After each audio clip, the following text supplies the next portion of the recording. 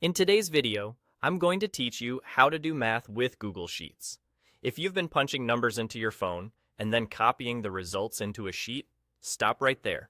There's a faster, smarter way. When you let the spreadsheet do the math, your totals update themselves anytime your data changes.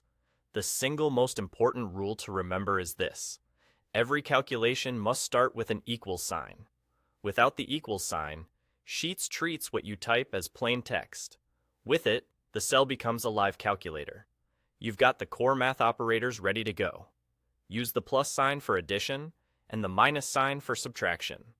For multiplication, use the asterisk, and for division, use the /.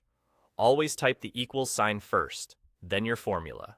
It's best to reference cells instead of hard typing numbers, because cell references let your results update automatically.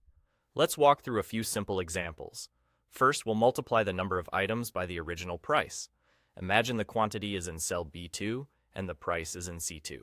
Click the cell where you want the result, let's say D2, and type issued B2 C2, then press Enter. If the price in C2 changes later, the result in D2 updates instantly. Next, we'll subtract a discount. If your pre-discount total is in B3 and the discount amount is in C3, click D3 and type B3C3. Hit Enter, and you'll see the discounted total. You can tweak either value, and the calculation will refresh on its own. Now, suppose you're splitting a bill with another person. Take the amount you want to share.